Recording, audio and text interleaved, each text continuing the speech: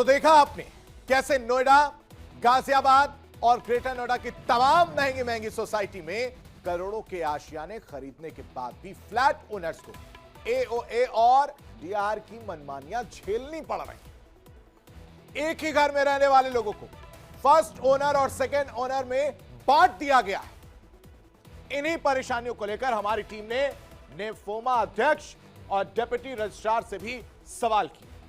इस रिपोर्ट में जानिए सोसाइटी वालों की परेशानियों का इन अधिकारियों ने क्या हल और क्या जवाब दिया।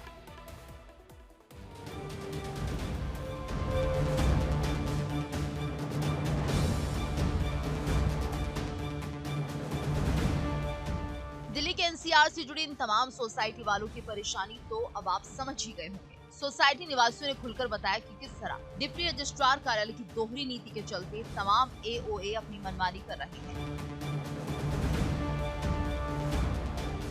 सोसाइटी में रहने वाले एक ही घर में रहने वाले लोगों को आपस में बांट दिया गया है।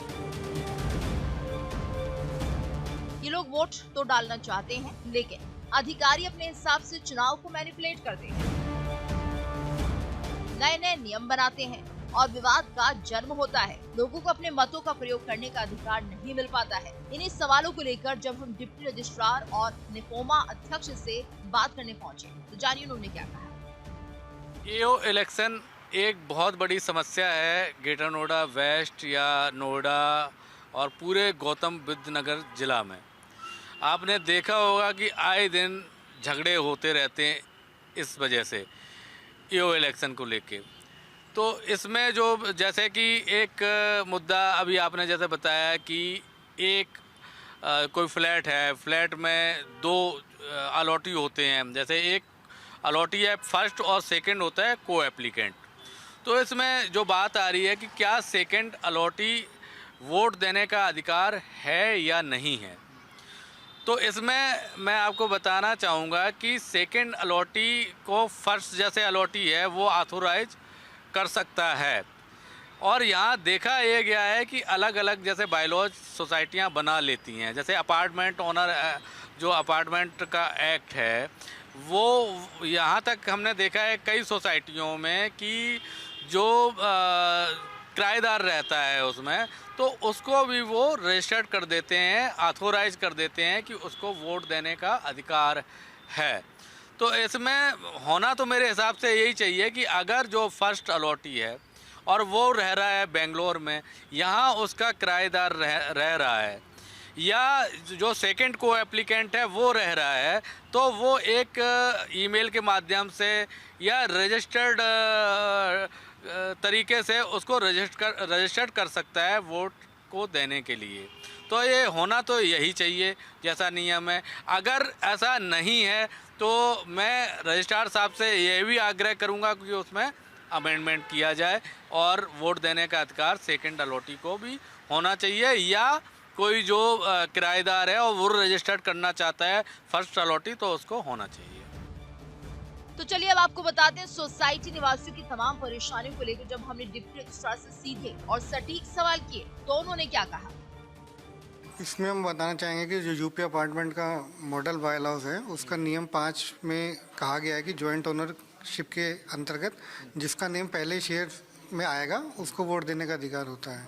मतलब जिसका नाम पहले रजिस्ट्री में लिखा होगा, हाँ, उसको अलाउड होगा वोट देने। जैसे कुछ एक अभी सुनने में आया था जिसके नाम पे शेयर सर्टिफिकेट होगा उसको भी वोट देने का अधिकार है। अगर मान लीजिए सोसाइटी में दूसरे वाले को शेयर सर्टिफिकेट जारी हो जाए तो क्या वो वोट दे पाएगा?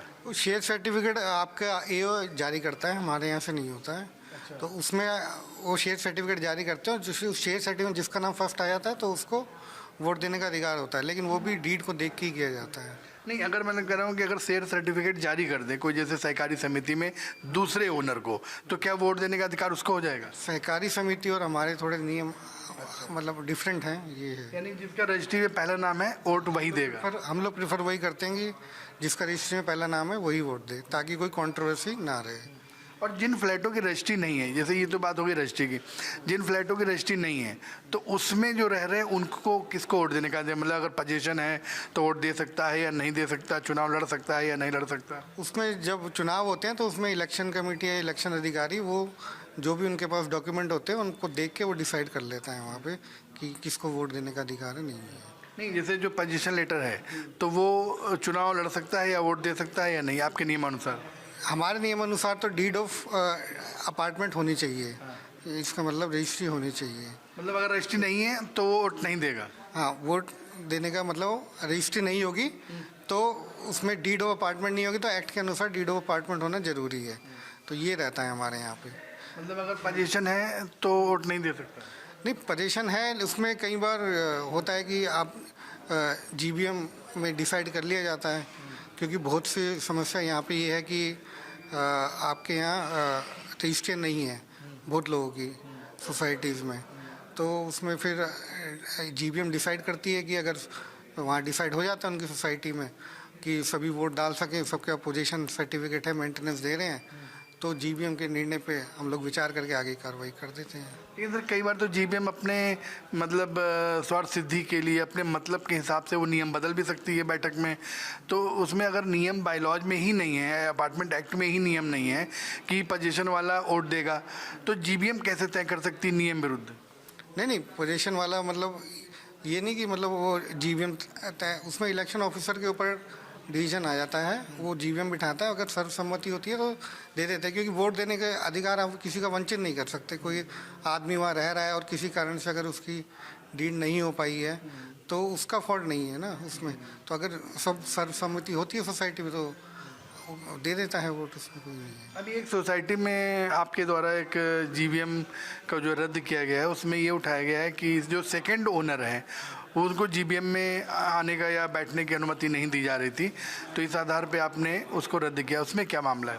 नहीं, उसमें उस मुद्दे पे उसको रद्द नहीं किया, उसमें और भी कई मुद्दे थे, लेकिन उसमें ये था कि वो लोग सेकंड ओनर को अलाउ नहीं कर रहे थे जीबीएम में बैठना, जबकि अपार्टमेंट एक्ट में लिखा है कि कोई भी मीटिंग हो उसमें अपार्टमेंट ओनर जा सकता है। वोटिंग में आप फर्स्ट ओनर से आप वोटिंग करा लीजिए, लेकिन कोई भी बैठक हो रही है उसमें आप किसी को जाने से रोक नहीं सकते ना अपार्टमेंट ओनर को। जी, तो देखा आपने कि जो डिप्टी रजिस्ट्रार कार्यालय के नियमानुसार जो फर्स्ट ओनर है वो इलेक्शन में पार्टिसिपेट करेगा, वोट वही देगा, लेकिन यहाँ पे एक चीज़ और बताई जा रही है कि अगर जो जीबीएम होती है, कोई एओए की बैठक होती है, तो उसमें जो सेकंड ओनर है या थर्ड ओनर है, यानी वो फ्लैट का ओनर है, इसलिए वो जीबीएम में पार्टिसिपेट कर सकता है, बैठक में वो सहभागिता कर सकता है। एओ में क्या नियम बन रहे हैं, क्या नहीं बन रहे हैं, क्या चर्चा हो रही है, उन चर्चाओं को वो सुन सकता है।